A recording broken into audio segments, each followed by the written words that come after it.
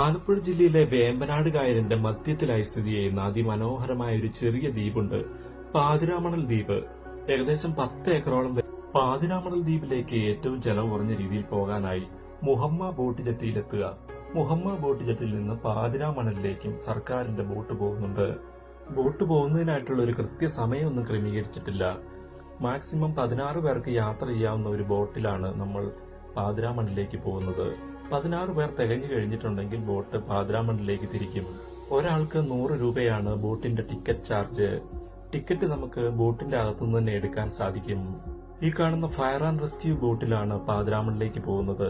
അങ്ങനെ ഞാൻ നമ്മുടെ ബോട്ടിൽ കയറി പതിയെ പാതിരാമണലിലേക്ക് യാത്ര തിരിക്കുകയാണ്. ഇവിടുന്ന് ഏകദേശം ഒരു 20 മിനിറ്റിന്റെ യാത്രയുണ്ട് പാതിരാമണൽ ദ്വീപിലേക്ക് പോകാനായിട്ട്. ശരിക്കും ഇതൊരു പാസഞ്ചർ ബോട്ടൊന്നുമല്ല, ഫയർ ആൻഡ് റെസ്ക്യൂ ബോട്ടാണ്. ഇരിക്കാനൊക്കെ സൗകര്യങ്ങളൊക്കെ കുറവാണ്.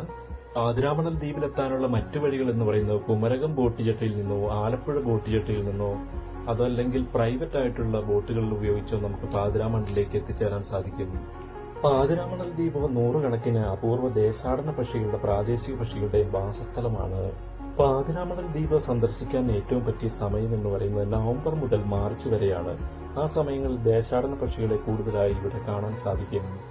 ആലപ്പുഴയിലെത്തുന്ന വിനോദസഞ്ചാരികൾക്ക് കായൽ യാത്രയിൽ ഒഴിവാക്കാനാകാത്ത ഒരു ഇടത്താവളമാണിത്. ദ്വീപിലേക്ക് പ്ലാസ്റ്റിക് മാലിന്യങ്ങൾ ഇടാതെ സൂക്ഷിക്കുക. പ്ലാസ്റ്റിക് മാലിന്യങ്ങൾ എറിഞ്ഞാൽ 5000 രൂപ വരെയാണ് പിഴ ഈടാക്കുന്നത്. അങ്ങനെ ഞാൻ ഏകദേശം ഒരു 20 മിനിറ്റത്തെ യാത്രയുടെ ഒടുവിൽ പാതിരാമണൽ ദ്വീപിലേക്ക് എത്തിച്ചേരുകയാണ്. ഞാൻ ഇവിടേക്ക് വന്നപ്പോൾ ഇവിടെ വലിയ തിരക്കൊന്നും കണ്ടില്ല. ആകപ്പാടെ ഒരു വള്ളം മാത്രമാണ് ഇവിടെ കിടക്കുന്നത് കണ്ടത്. ഇന്നൊരു സൺഡേ ആണ്, എങ്കിലും തിരക്കുകൾ കുറവായിരുന്നു. പക്ഷെ അല്പസമയത്തിന് ശേഷം ഇന്നിവിടേക്ക് വലിയ ആൾത്തിരക്കാണ് ഉണ്ടായത്. നമുക്ക് പാതിരാമണൽ ദ്വീപിൽ ഇറങ്ങി കാഴ്ചകൾ കാണണമെങ്കിൽ ഇവിടുന്ന് ടിക്കറ്റ് എടുക്കേണ്ടതായിട്ടുണ്ട്. മുതിർന്ന പൗരന്മാർക്ക് 50 രൂപയാണ് ടിക്കറ്റ് ചാർജ്. കുട്ടികൾക്കാണെങ്കിൽ 25 രൂപയാണ് ടിക്കറ്റ് ചാർജ് ഈടാക്കുന്നത്.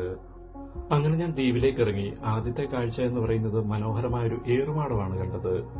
പാതിരാമണൽ ദ്വീപിനെ പറ്റി ഒരു ഐതിഹ്യമുണ്ട്. കായലിൽ സന്ധ്യാവന്തനത്തിന് ഇറങ്ങിയ വില്വമംഗലത്ത് സ്വാമിയാരുടെ മുന്നിൽ കായൽ വഴിമാറി കരയായി മാറിയ സ്ഥലമാണ് പ്രകൃതി രമണീയമായ ദ്വീപായ പാതിരാമണൽ എന്നാണ് ഐതിഹ്യം.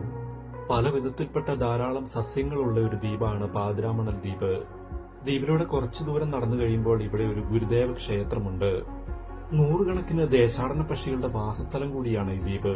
പക്ഷി നിരീക്ഷകർക്ക് ഒരു പറുദീസയാണ് കുമരകം പക്ഷി സങ്കേതവും പാതിരാമണൽ ദ്വീപും. അടുത്ത കാലത്തായി പണി കഴിപ്പിച്ച ഒരു ആംഫി തിയേറ്റർ കൂടി ഇവിടെയുണ്ട്. ജനവാസമില്ലാത്ത ഒരു ദ്വീപാണ് പാതിരാമണൽ ദ്വീപ്. കണ്ടൽക്കാടുകളും മറ്റ് ജലസസ്യങ്ങളും കുറ്റിച്ചെടികളും ചേർന്ന് പക്ഷികളുടെ ആവാസ കേന്ദ്രമായ ഈ ഭൂമിക്ക് ഏകദേശം 10 ഏക്കറോളം